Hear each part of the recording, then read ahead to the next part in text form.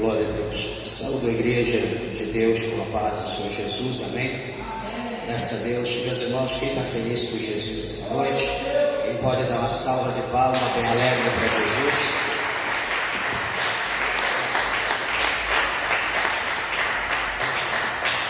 Graças a Deus, igreja, também estamos gratos com o nosso Deus pela oportunidade que o Senhor Ele concede a nós, de aqui nós estamos para que juntos possamos prestar a Deus um culto racional. Quero pedir aos irmãos que abram vossas Bíblias na segunda carta do apóstolo São Paulo a Timóteo, no capítulo de número 3, para a glória de Deus. Segunda carta do apóstolo São Paulo a Timóteo, capítulo de número 3, para a glória de Deus. Timóteo está lá no fim, quase perto de Hebreus, está depois de Gálatas, Efésios, Colossenses, Filipenses, enfim. Glória a Jesus. Veja se há alguém ao seu lado que está sem a Bíblia, aproxime-se para que junto nós possamos ler a palavra de Deus.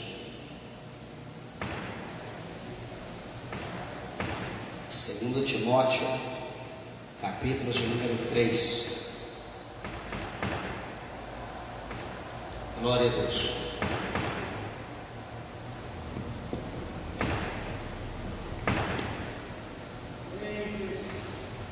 Todos acharam? Digo amém? Graças a Deus.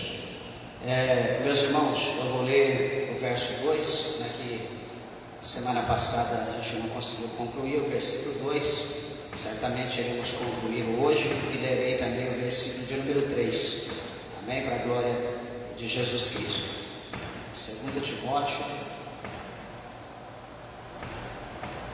capítulo de número 3, versículo 2, diz assim: porque haverá homens amantes de si mesmos, avarentos, presunçosos, soberbos, blasfemos, desobedientes a pais e mães, ingratos, profanos. Versículo 3: sem afeto natural, irreconciliáveis, caluniadores, incontinentes, cruéis, sem amor para com os bons. Amém? Até aqui, vamos orar a Deus. Levante ao céu a tua Bíblia, a tua mão, peça para que Deus, o Senhor, fale conosco. Amantíssimo Deus, glorioso, eterno e poderoso Pai, meu Deus, a nossa alma se alegra, Senhor, lamando devassúria dos calabasterianda, labassurianda, labaia, por aqui estarmos na tua casa, na tua presença, meu Deus, para adorar, para glorificar e bendizer o teu nome. Senhor, abra nessa noite a porta da palavra. Meu Deus, abra também, Senhor, o coração de cada ouvinte, daqueles que estão perto, daqueles que estão a longa distância, meu Deus, e pelo poder da tua santa palavra, Senhor, fala de uma forma gloriosa, de uma forma concisa, e confirma, Senhor, os teus projetos, confirma a obra do Senhor em nossas vidas, pois é o que nós te pedimos e nós te agradecemos, em nome do Senhor Jesus, amém. Podeis vos assentar, desocupando vossas mãos, dê uma salva de palma bem alegre para Jesus.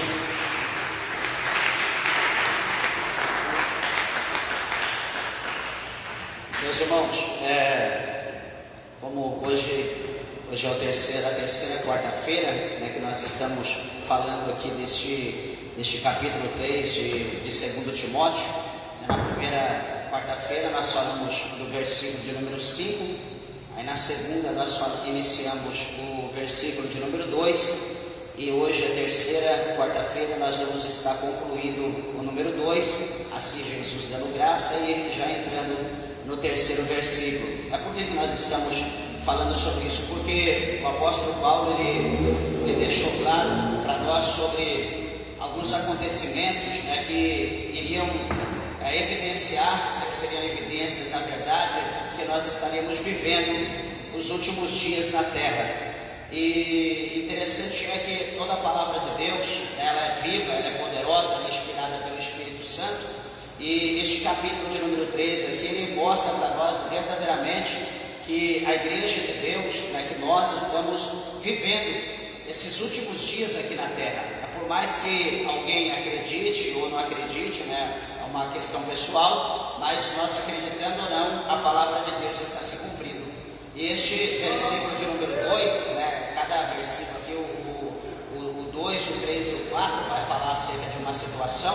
E este versículo de número 2, ele é o catálogo de vícios que caracterizam toda a humanidade nos últimos dias, com foco específico na corrupção do caráter do gênero humano, de uma forma geral. Então nós vamos estar falando sobre isso. Nós já falamos sobre os homens amantes de si mesmo, falamos sobre homens avarentos, presunçosos, soberbos e blasfemos, que foi a última palavra que nós falamos na última quarta-feira. E se porventura você quiser ouvir, aprender, que nós estávamos pegando a base do grego e traduzindo para nós entendermos o significado de cada palavra, que isso é interessante, está na nossa última pregação, que nós colocamos no YouTube, lá no nosso canal, Pastor Celso de Almeida, no YouTube, está lá também no Facebook, Igrejas Renovo Pentecostal do Açul, também está lá a pregação, como hoje também estamos fazendo, para que assim possa ficar gravado, para que a gente possa estar vendo os pormenores depois, estudando, acompanhando com a palavra de Deus.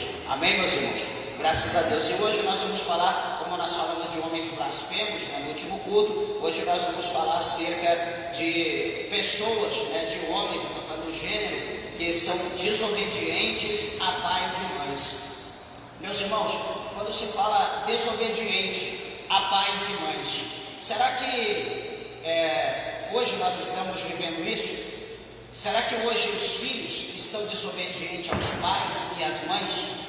Ou será que todo mundo está ali, naquele cenário, como aquela galinha, com aquele monte de pintainhos, ali com as asas abertas, e todo mundo ali, um time à direita, outro time à esquerda, e todo mundo ali sob a proteção das asas da mãe? Será que nós estamos vivendo isso? Ou será que hoje nós estamos vivendo a la vontade, ou seja, cada um faz o que quer, à vontade, xinga o pai, xinga a mãe, desrespeita, não reconhece o pai, não reconhece a mãe, não trata com bênção ao chegar, ao sair, não tem mais respeito? Será em qual desse cenário nós estamos vivendo?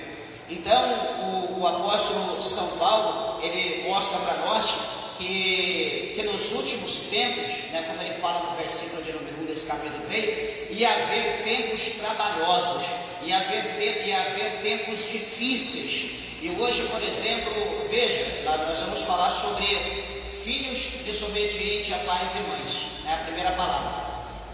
Se hoje nós estamos vivendo isso, se hoje nós somos filhos, nós não estamos obedecendo o nosso pai e a nossa mãe, que nos colocou no mundo, que nos está nos tornando um cidadão ou uma cidadã, nos integrando à sociedade. Se nós não temos o caráter, o capricho de obedecer o nosso pai e a nossa mãe, a pergunta é: nós vamos obedecer quem? Será que nós vamos obedecer os nossos mestres, os nossos professores, no curso, no colégio, na faculdade, enfim? Será que nós vamos ser submissos aos administradores, gerentes, engenheiros, empresários na empresa onde nós trabalhamos? Será que nós vamos ser submissos? Certamente não. Aí a pergunta que mais nos preocupa é: e amanhã, quando nós nos tornarmos pai e mãe, como será a educação que nós daremos aos nossos filhos? Se nós rejeitemos a educação dos nossos pais, a educação que nos fora proposta no ambiente de família, como que nós vamos dar algo que nós não absorvemos, que nós não adquirimos? Como que nós vamos viver dessa maneira?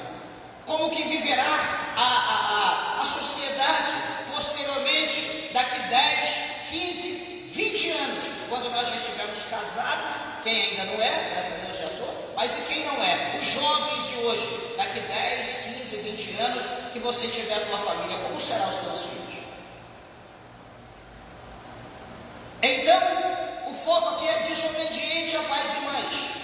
Aqui está falando sobre a desobediência de uma forma geral. Lembra que eu falei o conjunto?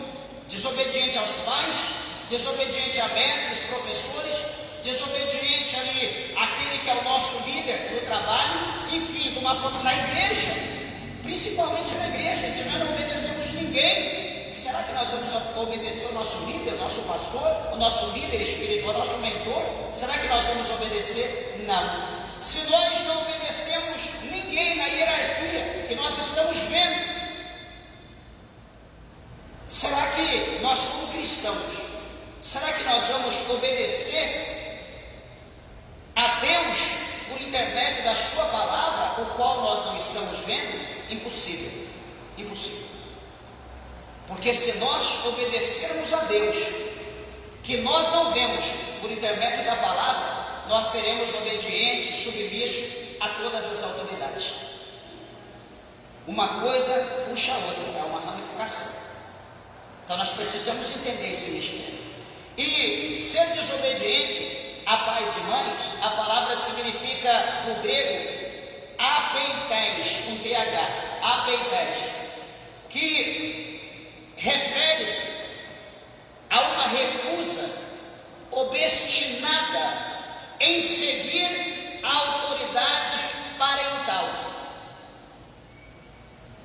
Os filhos, por exemplo, a Bíblia vai falar de alguns filhos que houveram no passado.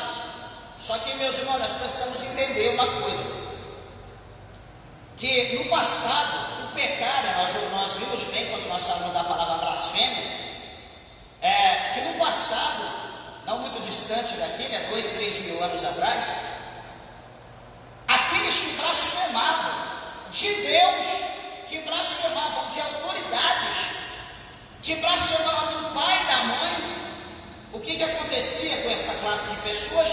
Eles eram mortos a pedrada. Era a época do olho por olho e dente por dente. Ou seja, o juízo de Deus era executado sobre os filhos da desobediência. Eu quero, nessa noite, comentar com os irmãos acerca de um homem chamado Saul, o qual está em Gênesis, o primeiro livro da Bíblia. Se você quiser ver, é bom a gente mostrar para você entender, que não é o que eu digo, mas é o que está escrito. E se está escrito, eu posso falar, e a nossa função é obedecer o que está escrito na palavra de Deus. Por exemplo, em Gênesis, o primeiro livro da Bíblia, capítulo de número 26, primeiro livro da Bíblia, Gênesis 26, o verso de número 34 e o verso de número 35. Diz assim, olha, Gênesis 26, 34 e 35, diz, ora, sendo Esaú da idade de 40 anos, tomou por mulher a Judite, filha de Beeri, Eteu, e também tomou Basemate, filha de Elon, Eteu. O versículo 35, e estas foram para Isaque e Rebeca uma amargura de espírito. Amém. Então veja que Isaque e Rebeca, onde Isaque era filho de Abraão, nosso pai na fé, Isaque casou-se com Rebeca, e Isaque, a Bíblia diz que eles têm esses filhos. Porém, um desses filhos, chamado Esaú, ele tinha uma linhagem de mulheres, de famílias, que ele podia se envolver. Vamos supor, tem aqui nessa região a família do bem, e nessa região a família do mal, nossos inimigos, nossos adversários. Porém, esses daqui são nossos aliados. Para fazer o mal contra o pai e a mãe, para trazer uma maldição sobre a família, Esaú, em vez dele procurar uma família, uma esposa ou esposas, naquela família do bem, ele vai procurar uma família, ele vai montar uma família sobre mulheres do mal. E ele vai trazer essas esposas para ele, vai casar com essas mulheres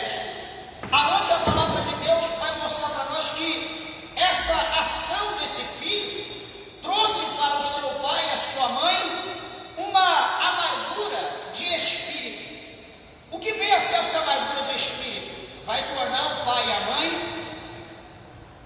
uns pais, uma família sem alegria, sem paz, sem amor. Não haverá mais contentamento, não terá prazer no filho, não terá prazer nos netos, por causa da rebeldia, por causa da desobediência. Pastor, mas o que isso tem a ver? É eu que vou viver, são minhas esposas, são meus maridos, os filhos serão meus. É muito interessante que a Bíblia, ela é um conjunto, a Bíblia é interligada, e quando nós buscamos a Deus, nós queremos de Deus as bênçãos do Senhor. Só que as bênçãos de Deus, elas vêm na nossa vida no tocante à estrutura, à base da nossa família, da nossa vida. Dependendo da base que nós montamos, as bênçãos de Deus virão sobre a nossa vida. Dependendo da base, da estrutura que nós montamos, as bênçãos de Deus, elas não virão sobre a nossa vida.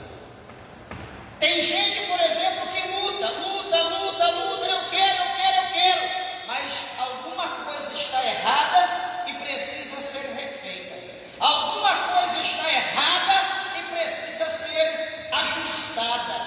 Alguma coisa precisa ser derrubada e ser estruturada novamente para que as bênçãos de Deus venham sobre nossa vida. Por que eu estou dizendo isso? Olha aqui, ó, Efésios, carta do apóstolo São Paulo aos Efésios, no capítulo de número 6, no verso de número 1. Olha o que está escrito, Efésios 6, versículos de número 1. Vós, filhos, sede obedientes a vossos pais no Senhor, porque isto é justo. Versículo 2 de Efésios 6. Honra a teu pai e a tua mãe, que é o primeiro mandamento com promessa. E o versículo 3, para que te vá bem e viva muito tempo sobre a terra.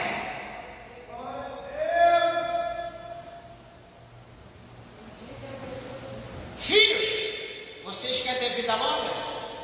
Quero. Quer esposa, quer terem filhos, quer ver neto, bisneto? Queremos. Vocês, vossos pais, vocês estão agradando a Deus pela obediência a vossos pais? Honrar o pai e a mãe é o primeiro mandamento, e esse primeiro mandamento, em obedecendo a Deus, as promessas de Deus, elas serão cumpridas na nossa vida. Às vezes nós queremos só a bênção, nós queremos só a promessa, nós queremos só que Deus faça a parte dele, mas nós não queremos fazer a nossa parte.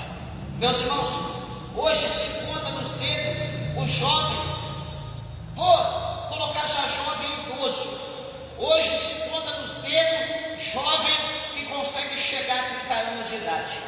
Quando chega aos 30 anos já é idoso, porque hoje estão morrendo antes de 20, começam a morrer aos 12, 13. Por quê? Por causa de desobediência ao pai e à mãe, por causa de envolvimentos, entre aspas, com amigos, por causa de produzir práticas que vai em desacordo aquilo que o pai e a mãe ensinam, de acordo com aquilo que a sociedade aprova.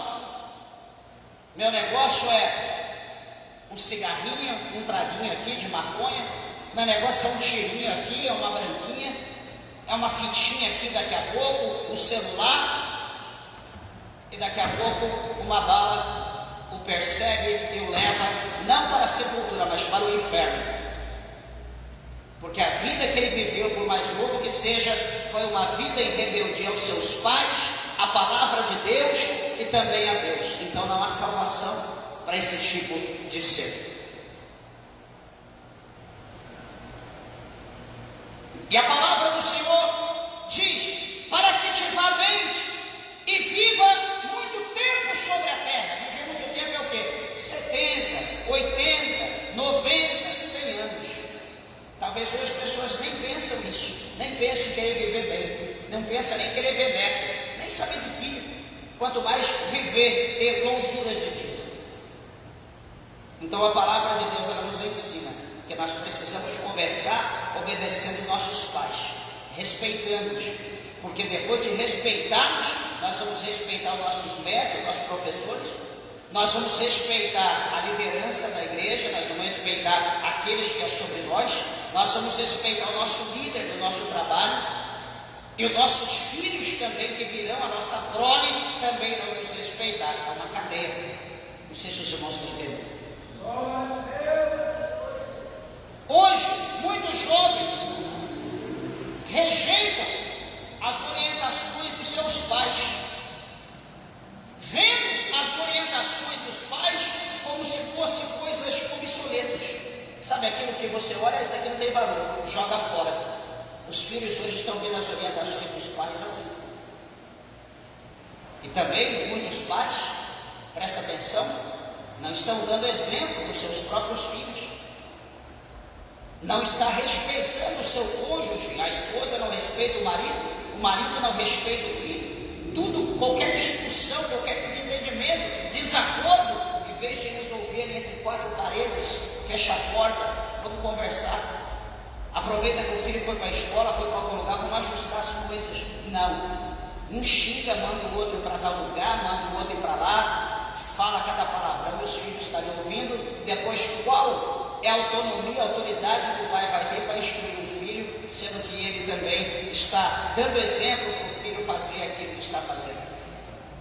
Então a nossa vida é seguida de exemplos, ela é temperada com exemplos, porque aquilo que nós vemos, nós observamos, nós seguimos aquilo. O exemplo arrasta a multidão. Segunda coisa, nós vemos o segundo exemplo, por exemplo, o filho pródigo, que está em Lucas, aqui no capítulo de número 15, no versículos de número 13, que diz assim, olha, Lucas 15, 13. E poucos dias depois, o filho mais novo, ajuntando tudo, partiu para uma terra longínqua, e ali desperdiçou os seus bens, vivendo uma vida dissoluta ou dissolutamente. Quem não conhece o filho pródigo, esse que pregamos acerca? Tinha tudo na casa do seu pai, viveu uma vida esplêndida, abençoada, até que chegou um dia que ele ficou afadigado de estar sob o domínio do seu pai, rejeitou toda aquela mesa e abundância que tinha, todos os bens ele rejeitou, ele só queria a parte dele da herança. Ele decidiu gozar a vida, ele decidiu querer viver liberdade, ele queria ser livre, e ele pediu a parte da herança, o seu pai o deu. E ele então pega a sua herança, e como diz aqui nesse versículo, ele então vai embora. E ele vai embora, sai da casa do pai e vai viver uma vida dissoluta. Vai gastar dinheiro com bebida, vai gastar dinheiro com drogas, vai gastar dinheiro com prostitutas, vai conseguir muitos amigos por causa do dinheiro dele, até que chega um determinado momento que o dinheiro acaba. Até que chega um determinado momento que ele não tem mais nada, não tem um centavo. Até que chega um determinado momento que ele fica zerado. Até que chega um determinado momento que a fome vem, a fome bate na porta dele. Chega um momento que o desespero vem e entra dentro dele. E ele se desespera, ele quer comer, ele quer beber. E agora então ele vai lembrar dos amigos, ele vai lembrar das amigas, ele vai lembrar daqueles que ele fez os banquetes, que ele bancava, que ele pagava. Então ele vai atrás de cada um dos seus amigos, ele vai bater na porta, ele vai pedir um pão, ele vai pedir um copo com água, ele vai pedir um copo de café, um copo de chá. Mas a resposta que ele ouve é o barulho da porta se fechando na face dele. Ninguém atentou para ele, ninguém deu um pão, ninguém deu um chá, ninguém deu um café, ninguém deu um copo com água, de maneira que ele se tornou um mendigo, um miserável, até que alguém arrumou um trabalho para ele apacentar porcos. E ele foi apacentar porcos, e a Bíblia diz que ele teve vontade de comer a comida dos porcos. A situação que o inimigo levou ele, até que ele despertou, até que ele acordou e disse: meu Deus, o que eu estou fazendo? Eu pequei contra Deus, eu pequei contra os céus, eu pequei contra o meu Pai. Eu vou voltar lá, vou pedir perdão, eu vou me humilhar, eu vou dizer: Pai, eu pequei contra os céus, eu pequei contra Ti, me aceita de volta, não como Teu filho, porque eu não sou digno, mas eu quero que o Senhor me aceita como um dos Teus empregados, um dos Teus escravos. Me aceita, por favor, porque eles têm abundância de pão, eu estou aqui padecendo necessidade. Olha a consequência da rebeldia, de se levantar contra o seu pai, pedir a herança, porque a herança só é dada, só é repartida depois que morre, e ele está pedindo a herança com o pai em vida, ou seja, está querendo a morte do pai. O ato que ele fez foi um ato extremamente pesado contra Deus, e por isso ele passou pelo que ele passou. Por isso ele chegou no fundo do poço, nessa situação, até que ele se arrependeu. E o que acontece? A Bíblia diz que ele alcança a misericórdia. Você, jovem, homem, mulher, olha para o teu pai como teu pai, olha para tua mãe como tua mãe, como aqueles que te deram a vida, como aqueles que são responsáveis por você, como aqueles que em um amor você veio a esse mundo, e eles têm procuraram de todas as formas te dar saúde, te dar educação, te tornar um homem, te tornar uma mulher. Por mais que hoje, sei lá, você pode olhar para você e pensar: o que eu sou hoje? Não sei o que eu sou. Talvez você pode achar dessa maneira, mas você tem um pai, você tem uma mãe, você tem uma família, você tem alguém que te ama, alguém que está de braços abertos te esperando para ouvir você dizer: mãe, pai, eu voltei, eu quebrei a cara, eu machuquei, eu apanhei, eu me tornei um capacho de diabo nesse mundo, mas eu me arrependo agora de tudo que eu fiz, e agora eu estou voltando para casa. Me aceita, me recebe. Tenho certeza que o teu pai e a tua mãe, vendo esse arrependimento, eles te receberão, te abraçarão, te beijarão e festejarão pelo teu retorno, pela tua volta. Não despreze os teus pais, porque o dia de amanhã você não sabe como será. O que esse mundo tem reservado para amanhã são coisas terríveis, e se você não tiver ajuda, não tiver o apoio da família, você não vai subsistir. Poderia, meus irmãos, falar outras coisas, mas deixa eu pular para a próxima palavra. Efésios, aliás, 2 Timóteo, capítulo de número 3, versículos de número 2, a penúltima palavra. Capítulo 3, verso 2 de 2 Efésios, chama-se, a palavra quer dizer ingrato, está aqui escrito ingratos. É uma palavra que é comum, quase todos nós dizemos todos os dias: ingratos, ingratos. Sou ingrata, seu ingrato, mas nós procuramos de fato saber o que quer dizer essa palavra. A palavra ingratos, traduzido, quer dizer acharistoi, traduzido, quer dizer ingratos, do grego. E quer dizer o quê? Qual é a referência? Ela refere à falta de gratidão. Uma característica de quem não valoriza aquilo que tem, ou também não valoriza aquele que lhe ajuda. Ele despreza as coisas que ele tem, não só despreza o que tem, mas também a pessoa que o ajuda, que o abençoa, que o mantém. Ele despreza tanto o que ele tem, quanto as pessoas que o ajudam. Isso é uma pessoa ingrata. Você conhece alguém assim? Você já viveu isso na tua vida? A ingratidão não provém de Deus. É uma obra da carne, e se não for corrigida, ela nos leva para o inferno. A ingratidão no mundo antigo era uma falha profundamente moral e espiritual. Era algo da própria pessoa no passado, tanto moral quanto espiritual.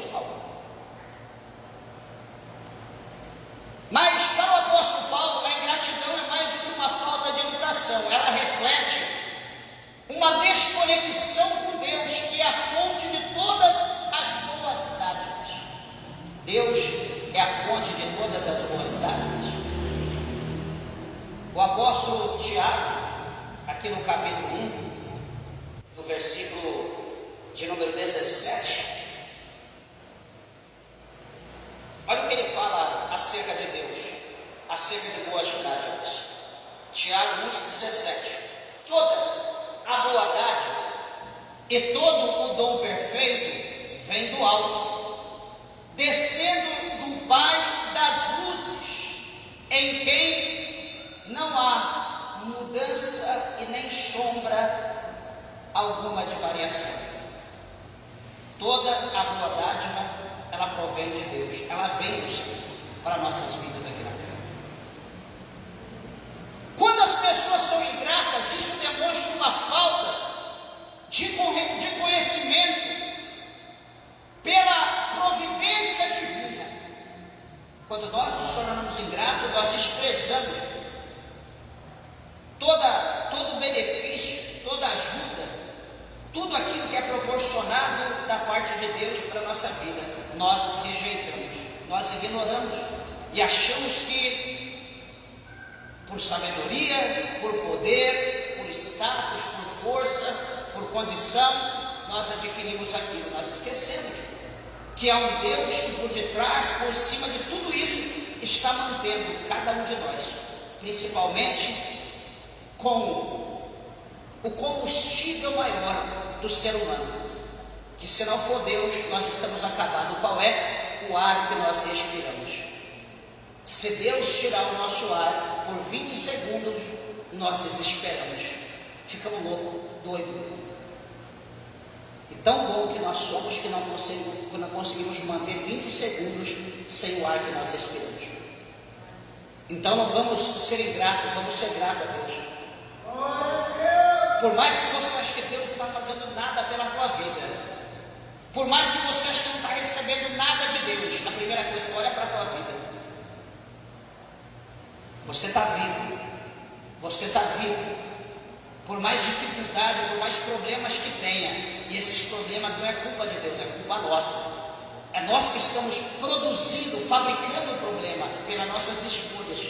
Todas as nossas escolhas têm uma consequência. Todas as nossas escolhas. Se eu escolher o caminho do crime, presta atenção. Se eu escolher o caminho do crime, qual é o final da minha vida amanhã? Eu vou morrer baleado. Se eu escolher o caminho do homossexualismo, qual é o fim da minha vida? Eu vou morrer com uma doença sexualmente transmissível. Se eu escolher a cachaça, o álcool, como que eu vou morrer? Eu vou morrer com uma cirrose hepática. Eu vou ser atropelado, porque eu vou perder minha consciência. Ou enfim, todas as nossas escolhas vai ter uma consequência amanhã. Hoje pode estar tudo bem, mas amanhã vai ter uma consequência. Você pode dizer, eu não quero servir a Deus, eu vou servir o mundo. Todo mundo fala mal do diabo, mas eu vou servir o diabo, eu sou satanista. É a tua escolha? É, tudo bem, segue o diabo, segue Satanás. Só que a Bíblia diz que ele veio para matar, ele veio para roubar e ele veio para destruir. Ele não tem vida, aonde ele passa ele destrói. Agora se você quiser vida, se você quiser vida eterna, é diferente. Isso é com Jesus. Jesus é o caminho, a verdade e a vida. Ninguém vai a Deus, ninguém vai ao céu, se não for por intermédio de Jesus. E isso nós precisamos ser gratos, porque isso nós conseguimos por intermédio dele. Outra coisa, meus irmãos, a cultura moderna, com ênfases no materialismo e na satisfação imediata, muitas vezes promove uma atitude de insatisfação crônicas na vida do homem, na vida da mulher, onde a gratidão ela se torna escassa. É bem semelhante, é bem parecido com o que Paulo fala, aliás, com o que Jesus fala em Mateus 24, que por se multiplicar a iniquidade, o amor de muitos ia se esfriar. E por se multiplicar também essa insatisfação crônica, a gratidão também, ela se torna escassa, ela vai diminuindo. A pessoa ela vai se tornando como um Deus. Ele acha que tudo ele fez por si próprio, ele conseguiu por ele mesmo, sem a ajuda de Deus, sem a ajuda de ninguém.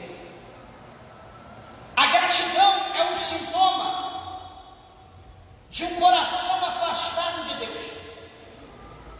Você quer saber se a pessoa está próxima de Deus ou não?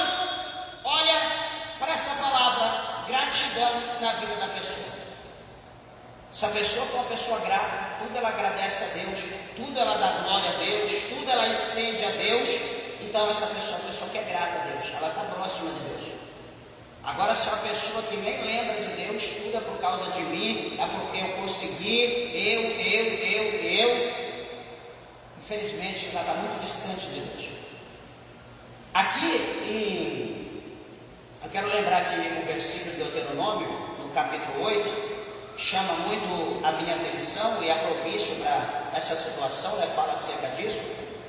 Aqui é Deuteronômio, o 5º livro da Bíblia, capítulo 8, versículo 11, está escrito bem assim, guarda-te que não te esqueça do Senhor teu Deus, deixando de guardar os mandamentos e os seus juízos e os seus estatutos que hoje te ordeno. Versículo 12, para não suceder que, havendo tu comido e fores fartos, e havendo edificado boas casas e habitando-as, versículo 13, e se tiverem aumentado os teus gados e os teus rebanhos, e se acrescentar a prata e o ouro, e se multiplicar tudo quanto tens, versículo 14, se eleve o teu coração e te esqueças do Senhor teu Deus, que te tirou da terra do Egito, da casa da servidão.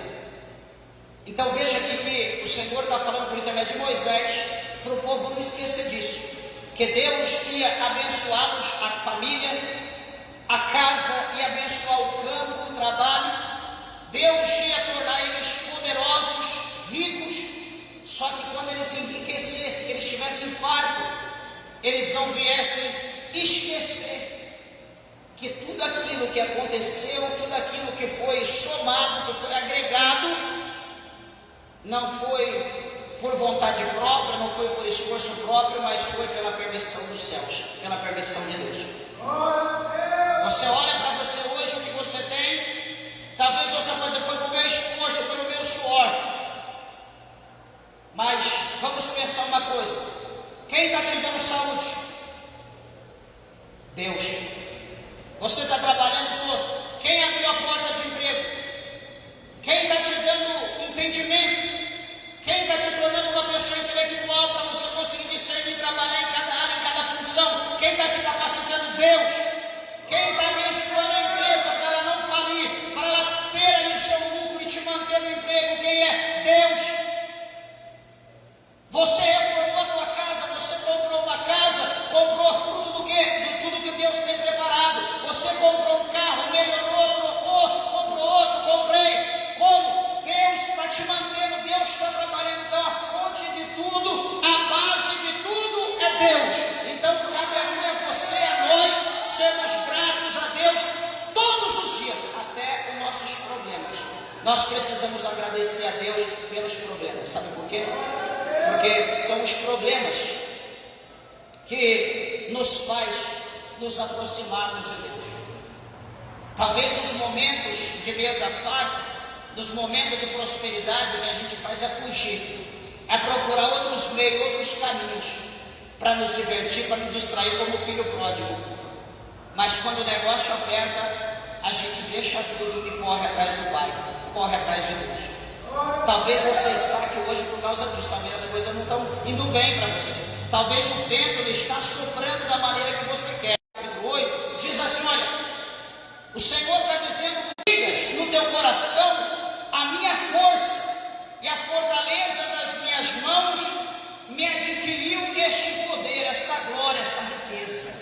O Senhor está dizendo para o povo não dizer isso. Mas antes, no versículo 18, lembrará do Senhor teu Deus, que Ele é o que te dá força para adquirires riqueza, para confirmar a sua aliança que jurou a teus pais, como se vê nesse dia. Então aqui, está aqui provado que Deus, Ele é a fonte de tudo que nós necessitamos. Está aqui comprovado pela palavra dele que Ele é a fonte. Aqui, meus irmãos, em Êxodo, no segundo livro da Bíblia, falando de gratidão ou de ingratos, em Êxodo, no capítulo de número 1, acabou o primeiro livro, Gênesis, começa Êxodo, bem no capítulo de número 1. Aqui no versículo de número 8, tem uma palavra aqui muito tremenda para a nossa vida. Eu quero compartilhar com a igreja, que diz assim, olha, capítulo 1, verso 8. E levantou-se um novo rei sobre o Egito, que não conhecera José. Verso 9, o qual disse ao seu povo: eis que o povo dos filhos de Israel é muito e mais poderoso do que nós. Último versículo 10.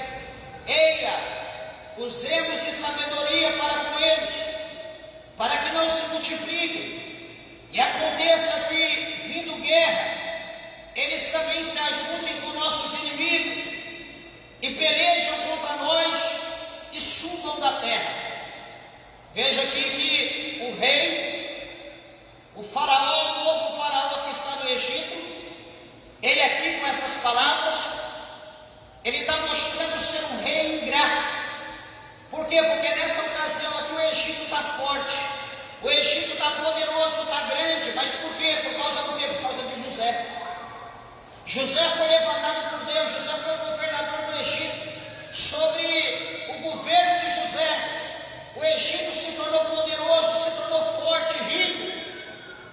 Só que José morre, passa-se as fases dos faraós, entra esse faraó aqui, e esse faraó ele não reconhece os feitos de José por intermédio de Deus, e agora ele vai querer punir o povo de Deus por causa da quantidade de gente que está aumentando. Os judeus estavam se multiplicando muito, agora ele tem medo, agora ele quer punir, agora ele quer matar, agora ele quer açoitar, agora ele quer prender, ele quer acabar com o povo de medo. Isso mostra o quê? Gratidão. Melhor dizendo, falta de gratidão. Vamos refletir a nossa vida. Quantas pessoas que talvez estenderam a mão para nós, estavam numa situação difícil, complexa. Alguém estendeu a mão, nos ajudou, fizemos uma amizade, uma coisa de família, um laço familiar, coisa de crente. E daqui a pouco, por causa de uma palavra, por causa de um gesto, de uma atitude, de algo que alguém falou, que ouviu, não sei quem falar, que alguém disse, e você ouviu que falou: não, essa pessoa não é digna de ter a minha amizade. Você esquece o que a pessoa fez por você, e você chuta aquela pessoa, e você vai ficar com o bem que você adquiriu por intermédio do esforço, da ajuda daquela pessoa, só que agora ela não serve mais. Olha, mas e os bens? E o que ela fez? Por que você não devolve também? Por que você não entrega, não despacha junto com ela? Já que ela não serve, então os bens também que você tomou posse, que você adquiriu com a ajuda dela, também não te serve. Mas não, a gente quer ficar com a bênção, só que o abençoador a gente descarta. Isso é coisa própria de pessoas ingratas, e nós não podemos ser assim. Aqui a Bíblia está dando o exemplo de Faraó agindo dessa maneira. Nós podemos falar o exemplo dos israelitas no deserto, na caminhada, o que eles fizeram, na ingratidão deles para com Deus, depois de Deus ter preparado maná, preparado água da rocha, tudo que Deus preparou para eles, as cordonizes que subiam do mar, e eles ali, mesmo que veia tudo isso, eles demonstrando ingratidão, eles murmurando, blasfemando, enfim, isso é ruim. Podemos falar também dos filhos de Eli, Ofni e Finéias, a ingratidão para com Deus sendo filhos de Belial. Podemos falar daqueles 10 leprosos lá no Novo Testamento,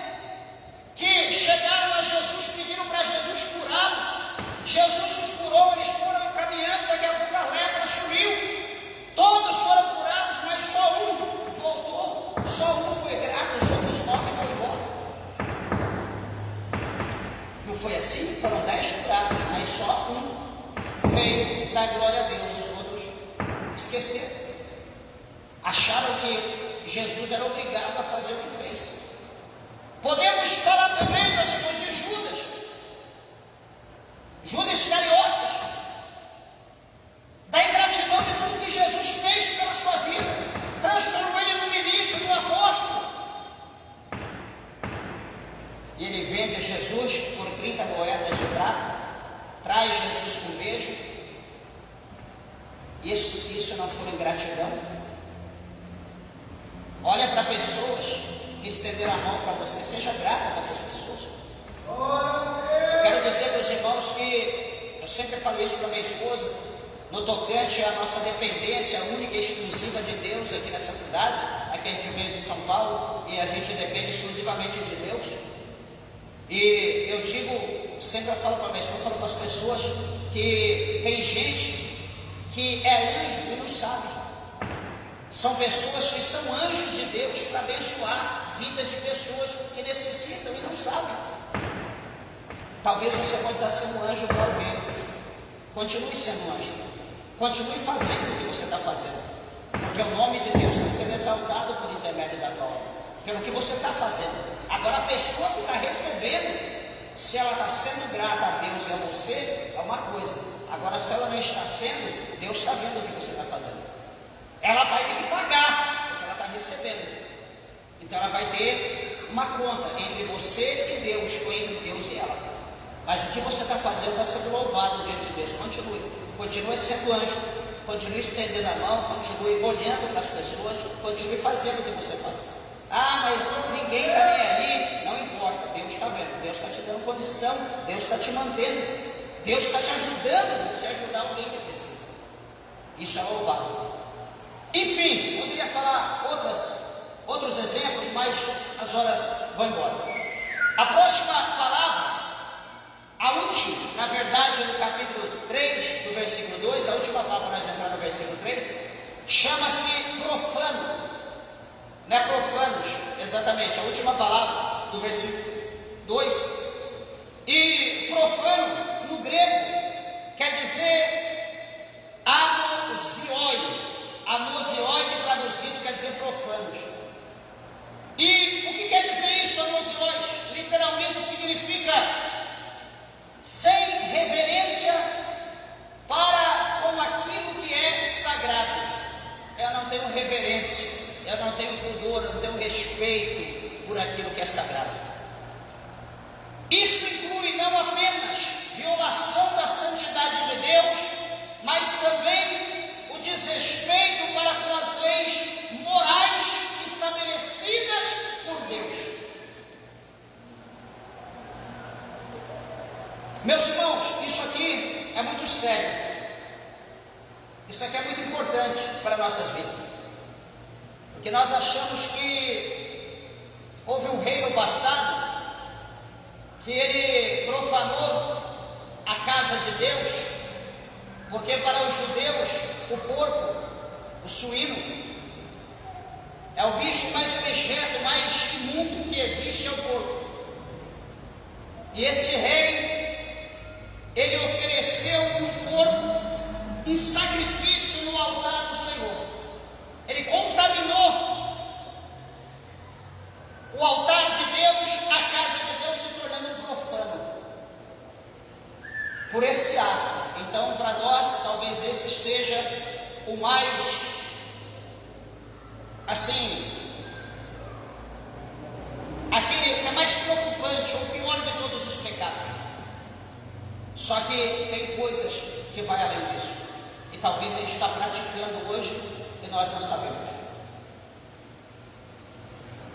Segundo o grego, anosioi refere-se a pessoas que não têm respeito pelas coisas sagradas. Por exemplo, isso aqui é algo sagrado. O que está escrito aqui na capa? Quase não dá para enxergar, mas está escrito Bíblia Sagrada. No espanhol está escrito Santa Bíblia. No inglês está escrito Holy Bible. Cada idioma leva o nome de santo. Esse livro aqui é santo, esse livro é sagrado. Quantos que jogam a Bíblia ali no chão, deixa a Bíblia lá, rasga, coloca fogo? Quantos que rasga a folha? Meus irmãos, por ser um livro sagrado, tem que ter respeito por ele. Fechado é o livro, aberto é a boca de Deus falando conosco. É Deus nos instruindo, é Deus nos exortando, é Deus nos abençoando, é Deus nos direcionando, é o amor de Deus sendo manifesto pela minha, pela tua, pela nossa vida, e exime os pecadores. Nós temos que ter respeito com isso aqui. Então, essa palavra refere-se a pessoas que não têm respeito pelas coisas que são sagradas, pelas coisas de Deus que é consagrado ao Senhor, pela cadeira da igreja. Pinta, rasga, quebra alguma coisa, destrói. É da igreja, não tem problema, eu vou levar para uma festa, lá não sei na onde, na escola, para o que é santo, não profana o que é santo. As coisas de Deus é para a obra de Deus, não é para mais ninguém. A profanidade, no sentido bíblico, é uma rejeição ativa do sagrado e do divino. É aquilo que a pessoa rejeita ativamente. Tudo aquilo que é sagrado, tudo aquilo que é divino, que é santo, nós estamos profanando, rejeitando. Os profanos vivem como se Deus não tivesse importância, respeitando, ou melhor, desrespeitando a santidade da vida, dos relacionamentos e da moralidade. Isto é uma corrupção interna de valores. Os valores internos foram corrompidos. Por isso nós não estamos nem aí para Deus, nem aí para a Bíblia, nem aí para a casa de Deus. Nós não respeitamos. Deixa eu dizer uma coisa, quase sempre a gente vai buscar irmãs de passa numa igreja, na Avenida Paraná, ou na Avenida Santana, tem ali uma igreja católica, e nós passamos ali, sempre tem, acho que missa, e a gente olha aquelas senhoras quando estão saindo, geralmente a gente passa, está saindo. Se você vê andando na rua, você pensa que é crente. Saia, vestido, todas compostas. Não mostra axila, não mostra fêmur, coxa, não mostra as costas, não mostra seios. Você olha para as pessoas que estão ali, você fala, puxa vida, parece crente. Porque elas têm respeito pelo lugar que ela está, por mais que elas não estão aprendendo a lhe servir a Deus. Por quê? Porque ali elas estão idolatrando, elas estão adorando ídolos, imagens, estão praticando um ritual que não provém da Bíblia. Mas elas entram naquele lugar como se fosse um lugar santo, um lugar sagrado. Elas entram ali como que Deus está ali.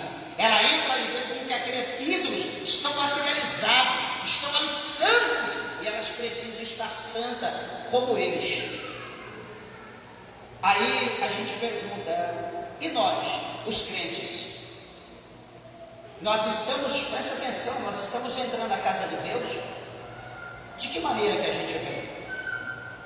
Camiseta regata, calcinha colada, parece aquela calça meia, será que fala o nome? Pirulito.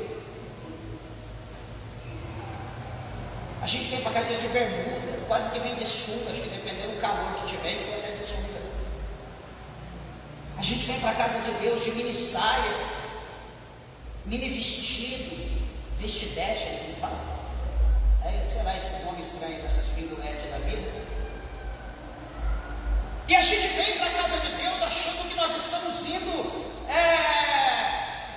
sei lá, para um happy hour, alguma coisa do gênero, vamos encontrar a galera, os amigos. Meus irmãos, nós vamos profanar a casa de Deus. A casa de Deus é um lugar de adoração, um lugar de respeito. Por mais que esteja pessoas aqui, por mais que você não está vendo um ídolo, uma imagem de escultura, porque a Bíblia diz que Deus ele é espírito. Você não vai ver Deus, a não ser que Ele queira revelar para você, mas você não vai ver. Então, quando nós estamos vindo para a casa de Deus, vamos vir para a casa de Deus com reverência, vamos vir para a casa de Deus com respeito. Eu estou na casa de Deus, eu estou aqui com o tablet na mão, vendo não sei o que, compartilhando em rede social, estou aqui com o celular na mão. Meus irmãos, é um lugar santo, nós estamos aqui para adorar a Deus. Isso vai tirar a nossa atenção da palavra, vai tirar a nossa atenção do louvor, vai tirar a nossa atenção do testemunho que está sendo ali falado, vai tirar a nossa atenção de glorificar o nome do Senhor por aquilo que Deus está manifestando no nosso meio. Isso vai cortar a nossa reverência com Deus, isso vai mostrar que nós estamos profanando a casa de Deus, nós estamos ignorando a presença de Deus no nosso meio. E deixa eu te dizer uma coisa, acredite ou não, do jeito que você trata a Deus, Deus também te trata. É ruim ouvir isso, né? É ruim ouvir isso.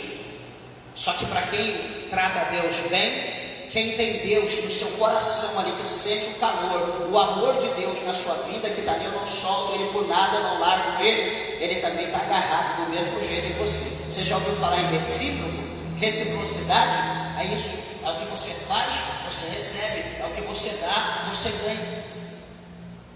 É a maneira que você trata a Deus, é a maneira que Deus te trata. Vamos estar atentos a isso, meus irmãos. Vamos nos atentar a essa situação. Vamos corrigir os valores da nossa vida que foram corrompidos. Os nossos valores morais, espirituais, vamos corrigir. Vamos ajustar, pede para Deus ajustar. Fala, Senhor, onde eu errei. Senhor, me mostra na tua palavra o que eu estou fazendo errado. Senhor, eu saí do caminho, eu estou no atalho, me coloca no caminho de novo. Senhor, tira as pedras de tropeço. Lembra que eu falei no início? A nossa base que vale. Se a nossa base estiver de qualquer maneira, a gente estiver edificando, vai cair, vai cair, vai cair. Por mais que a gente edifica, não vai dar certo, mesmo que Deus coloque a mão. Por quê? Porque a estrutura, a base embaixo, está feita errada. Nós vamos ter que desfazer, fazer da maneira correta, e a partir de então, fazendo o correto, as coisas vão acontecer da maneira que tem que ser. Talvez você não sabia disso, mas é dessa forma. Talvez você está tentando dar certo, não dá certo. Aí o inimigo diz, não tem mais jeito, tira a sua vida, se mata. Por que ele não diz para você, conserta a tua vida? Isso está errado, não é assim não. Ele não mostra para você que está errado. Não, é assim mesmo, invista, está certo, continua, você está correto, é assim mesmo. Deus não é bom não, porque se fosse bom ele fazia alguma coisa, ele te ajudava, mas continua, vai tentando, vai tentando. Quando você diz, ufa, não dá mais, ele diz, tira a tua vida.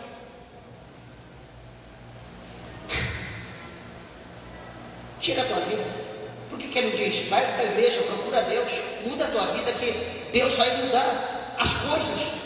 Anda como Deus quer, você vai perceber. Por que ele não fala isso? Porque ele quer a tua alma, ele quer tirar a tua alma. Ele está preocupado com a tua cara, ele está preocupado com o que você tem, ele está preocupado com a tua alma. É isso a preocupação do diabo.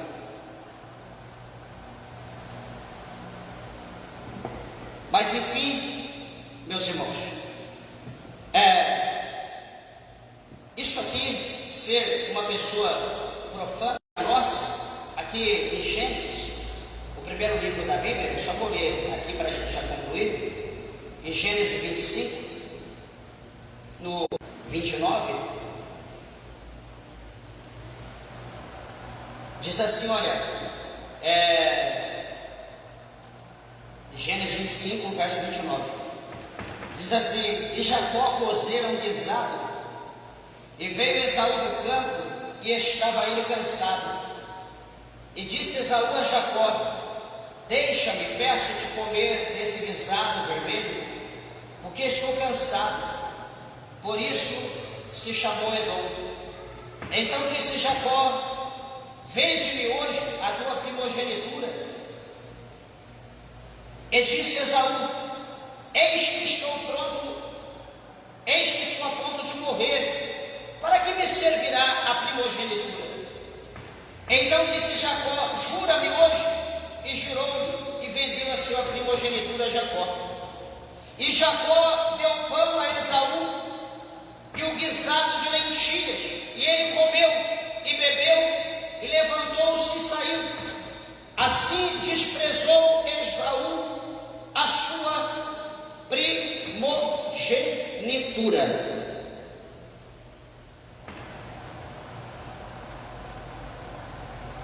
Deixa eu ver se é isso.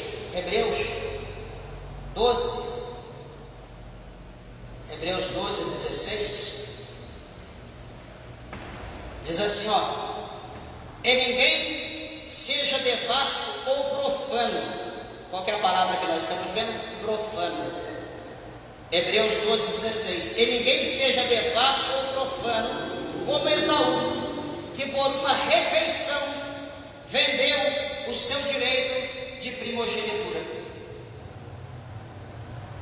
O que a Bíblia está mostrando aqui? Que Esaú, ele sendo o primeiro filho de Isaac com Rebeca, ele era o herdeiro legal da primogenitura. Ele ia ser aquele que ia receber todas as bênçãos na morte do seu pai. Ele ia ser ali o novo líder, o poderoso da família. Tudo ia vir para ele. Só que a fome estava tão grande na vida dele, ele estava para morrer, como ele mesmo fala.